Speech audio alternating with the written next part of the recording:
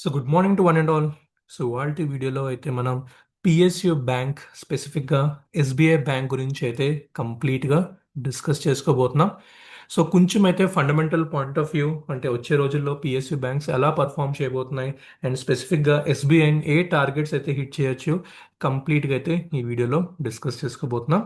So ముందుగా ఎవరైనా ఛానల్కి కొత్తగా వస్తే తప్పకుండా ఛానల్ని సబ్స్క్రైబ్ చేసుకుని పక్కనే ఉన్న బెల్ ఐకాన్ని క్లిక్ చేయండి సో దట్ ముందుగా వచ్చే లేటెస్ట్ అప్డేట్స్ అన్నీ మీకు టైంకి అందుతూ ఉంటాయి.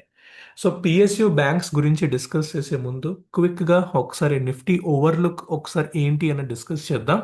సో మార్కెట్స్ రీసెంట్గా కొంచెం కరెక్షన్ మోడ్లోకి అయితే ఎంటర్ అయ్యాయి. లాస్ట్ 2 days అయితే మనకి స్లైట్గా సెల్లింగ్ అయితే కనిపించింది.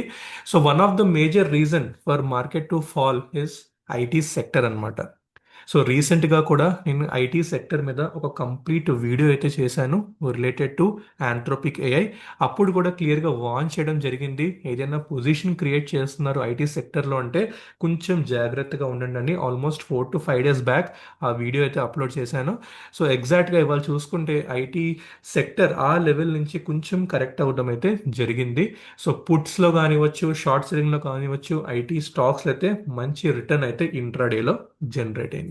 సో అది trading point of view. But long term గురించి ఆలోచించుకుంటే ఏం చేయొచ్చు, ఈ పర్టికులర్ స్టాక్స్లో ఆల్రెడీ ఇన్వెస్ట్మెంట్స్ ఉంటే మనం ఎలా ప్లాన్ చేయాలని సెపరేట్గా నేను ఐటీ మీద అయితే వీడియో చేస్తాను.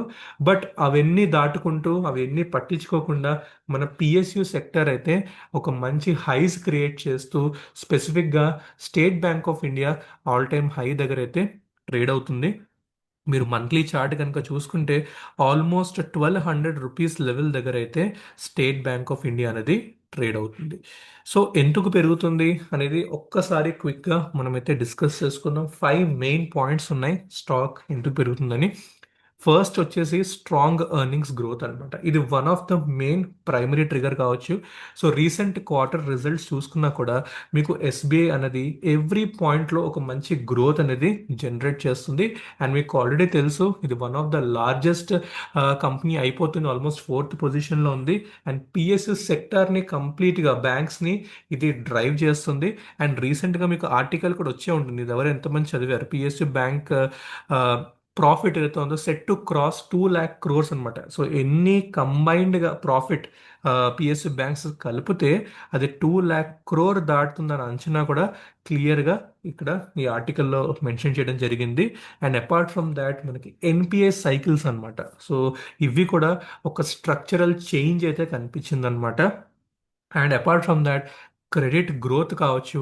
అండ్ మోస్ట్ ఇంపార్టెంట్ థింగ్ వచ్చేసి మెనీ పీపుల్ లైక్ ఇన్వెస్టర్స్ కావచ్చు, ఎఫ్ఐఎస్ కావచ్చు, they are thinking that valuations of PSU banks అయితే ఉన్నాయో is very cheap as compare to private banks అనమాట. సో దట్ థింకింగ్ ఏమనుకుంటున్నారంటే ప్రైవేట్ బ్యాంక్స్ కొంచెం ఎక్స్పెన్సివ్గా ఉన్నాయి యాజ్ కంపేర్ టు మన పిఎస్యు బ్యాంక్స్ కావచ్చు. సో అందుకే ఎఫ్ఐఎస్ కానివ్వచ్చు, వాళ్ళు ఒక కెనరా బ్యాంక్ కావచ్చు, బ్యాంక్ ఆఫ్ బరోడా కావచ్చు, ఎస్బీఐ కావచ్చు, సో ఇట్లాంటి పిఎస్యు బ్యాంక్స్ అయితే ఎక్కువ ఇంట్రెస్ట్ అయితే ఎఫ్ఐఐస్ చూపిస్తున్నారు అనమాట. అండ్ అపార్ట్ ఫ్రమ్ దాట్ మన గవర్నమెంట్ సపోర్ట్ ఎప్పుడు ఈ పిఎస్యు బ్యాంక్స్కి ఎప్పుడు ఉండే ఉంటుంది. అండ్ దాన్ని అది కూడా ఒక one of the main reason మనకి ఇన్ఫ్రా కెపెక్స్ కావచ్చు, భారత్ ఫండింగ్ కావచ్చు, ఫైనాన్షియల్ ఇంక్లూజన్ కావచ్చు, ఇట్లాంటి డిఫరెంట్ పాలసీస్ ఎన్ని కూడా ఎప్పుడు మన పిఎస్యు బ్యాంక్స్కి అయితే సపోర్ట్ ఉంటూనే ఉంటుంది. సో ఇలా అన్నమాట. సో ఇదొక మెయిన్ రీజన్ కావచ్చు. ఇంకోటి ఆ డౌన్ సైడ్ ఏదైతే మనకి ఐటీ సెక్టర్లో కనిపిస్తుందో ఆ రొటేషన్ ఎవరైతే అక్కడి నుంచి ఎగ్జిట్ అయ్యి ఈ సైడ్ షిఫ్ట్ అవడం జరుగుతుందో ఆ రొటేషన్ ద్వారా కూడా మనకు ఒక మంచి మూమెంట్ అయితే జనరేట్ అవుతుంది. రొటేషన్ అంటే ఏంటి, ఎక్కడైతే ఫాల్ ఉందో అక్కడ ఎవరు ఫోకస్ చేయరు, కొంచెం టెంపరీగా ఆలోచిస్తారు. బట్ ఎక్కడైతే ఒక స్ట్రాంగ్ మొమెంటం కనిపిస్తుందో వాళ్ళు షార్ట్ టర్మ్లో కానివ్వచ్చు, లాంగ్ టర్మ్లో కానివ్వచ్చు, కొంచెం ప్రాఫిట్స్ ఎవరైనా ఎక్స్పెక్ట్ చేస్తారు ఇన్వెస్టర్స్. సో అలా ఒక రొటేషనల్ షిఫ్ట్ కూడా మనకి స్టేట్ బ్యాంక్ ఆఫ్ ఇండియా డైరెక్షన్లో కనిపిస్తుంది. సో క్విక్గా టెక్నికల్స్ చూసుకుంటే 1200 లెవెల్ అనేది చాలా ఇంపార్టెంట్ లెవెల్ వచ్చే రోజుల్లో. సో ఈ 1200 అట్ లెవెల్ ఒకవేళ బ్రేక్ అయితే, to be more precise 1206, so ఆ లెవెల్ బ్రేక్ అవుతే మనకి 1400 అండ్ నెక్స్ట్ 1500 టార్గెట్స్ అయితే PSU bank specifically State Bank of ఇండియాలో అయితే మనకి కనిపించవచ్చు. సో క్విక్గా ఒకసారి డైలీ చార్ట్లోకి వెళ్ళి ఒకసారి అనలైజ్ చేయడానికి ట్రై చేద్దాం. సో డైలీ చార్ట్లో చూసుకున్నా కూడా మనకి మంచిగా స్టాక్ అయితే ఒక మూమెంట్ అయితే జనరేట్ చేస్తుంది. సో క్విక్గా 1200 అచీవ్ అవుతే, క్లోజ్ అవుతే మనకి ఏంటి టార్గెట్స్ 1300 and 1400 అయితే స్టాక్లు ఎక్స్పెక్ట్ చేయొచ్చు. కొంచెం స్లోగా ఉండొచ్చు బికాస్ మార్కెట్ సెంటిమెంట్ కొంచెం వొలటైల్గా ఉంది.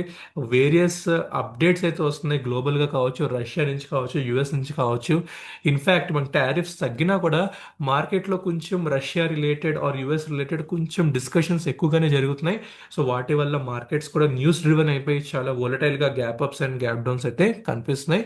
సో ట్రేడింగ్ పరంగా కొంచెం కాషియస్గా ఉండాలి. బట్ ఇన్వెస్టింగ్ ఎలాగో మనం లాంగ్ టర్మ్ కోసం ప్లాన్ చేస్తున్నాం కాబట్టి so right time and right క్వాంటిటీలో ఎంటర్ అయ్యి రైట్ పొజిషన్స్లో యావరేజ్ చేసుకుంటే ఓవరాల్గా మన పోర్ట్ఫోలియో అయితే స్టేబుల్గా ఉంటుంది. సో 1200 అయితే ఫస్ట్ టార్గెట్ అనుకున్నాం. సెకండ్ వచ్చేసి 1300 అండ్ అల్టిమేట్గా 1500 అయితే the targets that we can keep in mind for short term point of view. In case మనకి కొంచెం సెల్లింగ్ వస్తే, కొంచెం కిందకి వస్తే 1000 రూపీస్ లెవెల్ అయితే వెరీ వెరీ క్రూషియల్గా ఉండబోతుంది. బికాస్ 1000 రూపీస్ లెవెల్ ఎప్పుడైతే బ్రేక్ అయిందో మనకు ఒక ర్యాపిడ్ మొమెంటం అయితే స్టాక్లో జనరేట్ అవ్వడం జరిగింది. సో ఐఎమ్ బులిష్, అంటే నేను స్టాక్ అయితే అప్ సైడ్కి వెళ్తుందని క్లియర్గా ఎక్స్పెక్ట్ చేస్తున్నాను. బట్ చూడాలి మార్కెట్ ఎలా రియాక్ట్ అవుతుందో. సపోర్ట్స్ వచ్చేసరికి 1100 and 1000 in the near term. So ఇదన్నమాట స్టేట్ బ్యాంక్ ఆఫ్ ఇండియా గురించి.